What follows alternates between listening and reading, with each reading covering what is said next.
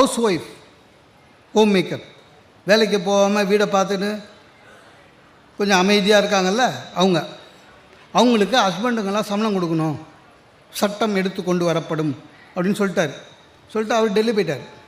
பேப்பரில் போட்டான். நான் என்ன பண்ணேன், சரி இது எப்படியே சரி வராது, சொல்லுமாண்ணே. இல்லைங்க சட்டம்னு வந்தால், நான் சொன்னேன் சட்டம்னு வந்தால் கொடுத்தோணும். இல்லை அதுக்கு இல்லைங்க, சம்பளம்னு கொடுத்தீங்கன்னா பிஎஃப்லாம் பிடிப்பீங்களா அப்படின்னு. எனக்கு என்ன பயம்னா, பட்டிமன்றம் பேசிட்டு லேட்டாக போனால் சாம்பார்லாம் சூடு வச்சு போடுறா, அதுக்கெல்லாம் ஓவர் டைம் எதுவாளோன்னு பயமாக இருந்தது.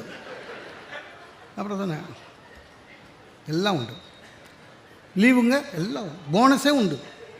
ஆனால் ஒன்று, சம்பளம்னு வாங்கிட்டீங்கன்னா நீ ஸ்டாஃபு இல்லை, இதுவரையும் நீ சமைக்கிறத நான் தர்மத்துக்கு சாப்பிட்டுக்கிறேன்.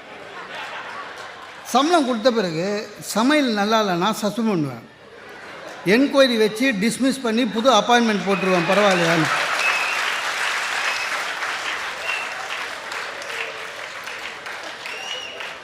அதுக்கப்புறம் அதை பற்றி பேச்சே இல்லை. ஒருவேளை அந்த சட்டம் வந்ததுனால அவள் கவலைப்பட மாட்டான். அதான் சார் சிந்தனை.